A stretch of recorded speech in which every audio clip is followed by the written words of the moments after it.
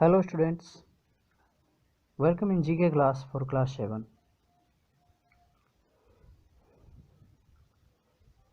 Today's topic is keeping fit with yoga.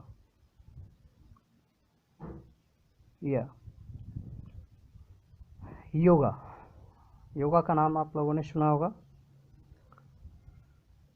Yoga एक तरह का व्यायाम है जो कि प्राचीन काल से हमारे देश की एक महत्वपूर्ण विद्या रही है।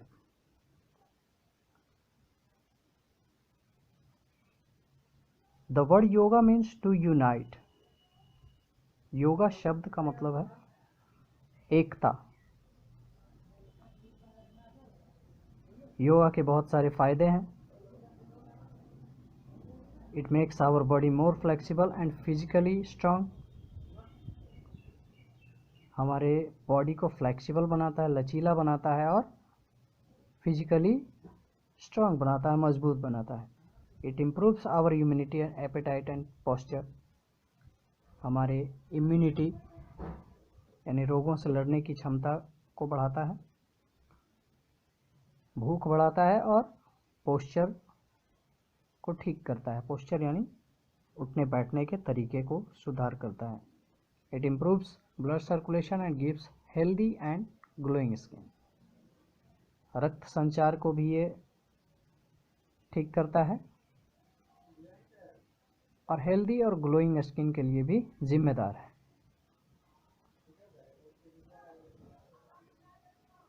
तो योगा के बहुत सारे आसन होते हैं। आइए जानते हैं उन आसनों के बारे में। सबसे पहले जानें कि संस्कृत में योगा का मतलब क्या होता है। संस्कृत में योगा का मतलब है यूनियन यानी एकता।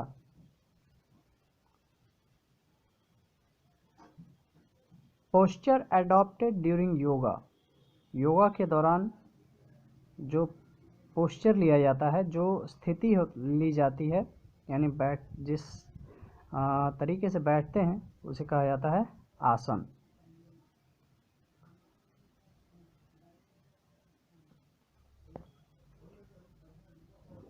यहाँ तो योगा का एक महत्वपूर्ण आसन है जो हमारे कमर और पेट के फैट को कम करने का काम करता है। It also strengthens the rib cage, और रिब केज को भी मजबूत बनाता है, सीधा रखता है। उसका नाम है धनुरासन। क्वेश्चन नंबर 3, धनुरासन। नंबर 4, धनुरासन का पिक्चर पहले आप देख लें। ये धनुरासन। जमीन पे लेटकर, सीधा लेट करके पैरों और हाथों पैरों को ऊपर उठाते हैं पीछे की तरफ से, और हाथों से पैर के अंगूठे को पकड़ते हैं और शरीर को ऊपर उठाते हैं। तो यह है धनुरासन।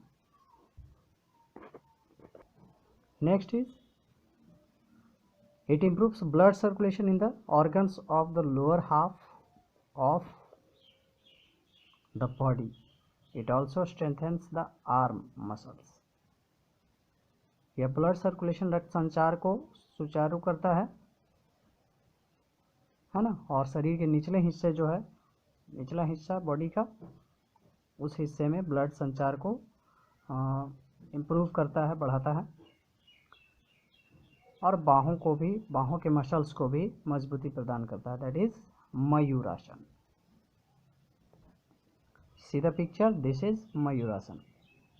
हाथों को नीचे करके पूरे बॉडी को ऊपर उठाना, पैर को इस तरीके से ऊपर उठाना मयूरासन कहलाता है। अगला जो आसन है वो उन लोगों के लिए ज़्यादा फायदेमंद है जो घंटों कुर्सी पे बैठ करके काम करते हैं। यह आसन हमारे बैकबोन को मजबूती प्रदान करता है और कंसंट्रेशन को भी बढ़ाता है। ये खासकर आर्थराइटिस और गाउट जैसे मरीजों के लिए फ़ायदेमंद है। इसका नाम है पद्मासन।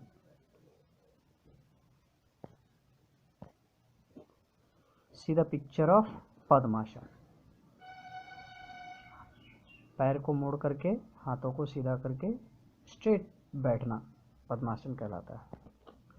नेक्स्ट, ब्लड सर्कुलेशन को इंक्रीज करता है, बढ़ाता है, और स्पाइनल कॉर्ड के चारों ओर जो ब्लड सर्कुलेशन होता है उसको बढ़ाता है, making it supple. It also brings relief to those suffering from arthritis. Arthritis से जो पीड़ित व्यक्ति हैं उनके लिए भी ये फायदेमंद है, उनको भी आराम मिलता है उसमें। This is trikonasana. त्रिकोण आसन। सी द पिक्चर ऑफ त्रिकोण आसन। दिस इज त्रिकोण आसन। पैरों को फैला करके हाथों को बाएं हाथ से बाएं पैर के घुटने को टच करना। Next, strengthen the lower body and relieves arthritis pain. Vajrasana. Vajrasana में क्या होता है, हमारा जो शरीर का निचला हिस्सा होता है वो मजबूत बनता है, आर्थराइटिस पेन में भी ये रिलीफ देता है। सी the picture, that is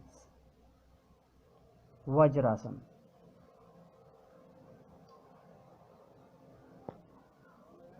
last, it strengthens muscles and bones and help improve the shape of the chest. यह मसल्स और बोन्स को मजबूत बनाता है और चेस्ट के शेप को भी इम्प्रूव करता है। It also makes the spine flexible. यह रीढ़ की हड्डी को भी फ्लेक्सिबल बनाता है, दैट इज चक्रासन। कौन सा आसन है, Chakrasana. See the picture, that is Chakrasana. पैरों और हाथों को जमीन पर रखते हुए पूरे बॉडी को ऊपर की ओर उठाना, दैट इज चक्रासन। चक्र के जैसी आकृति बनाना, चक्रासन। तो 8 आसन योगा में अगर रेगुलर प्रैक्टिस किया जाए तो ये हमारे बॉडी के लिए काफ़ी फ़ायदेमंद होता है। इससे आपका इम्यूनिटी भी ग्रो करेगा। ये 8 स्टेज कौन कौन है, yama self control, niyama religious observance, self control आत्मनियंत्रण, और रिलीजियस ऑब्जर्वेशन यानी धार्मिक ध्यान। आसन, बैठने का जो तरीका होता है, पोस्चर, आसन। प्राणायाम, ब्रीथिंग को रेगुलेट करता है। प्रत्याहारा, सेल्फ रेजिस्टेंस को बढ़ाता है। धारणा, कंसंट्रेशन बढ़ाता है। कंसंट्रेशन के लिए धारणा, ध्यान, मेडिटेशन,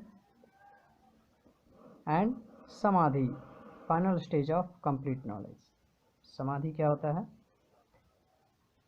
संपूर्ण ज्ञान प्राप्त करने की जो स्थिति होती है वो समाधि कहलाती है। तो ये थी योगा से रिलेटेड कुछ महत्वपूर्ण बातें।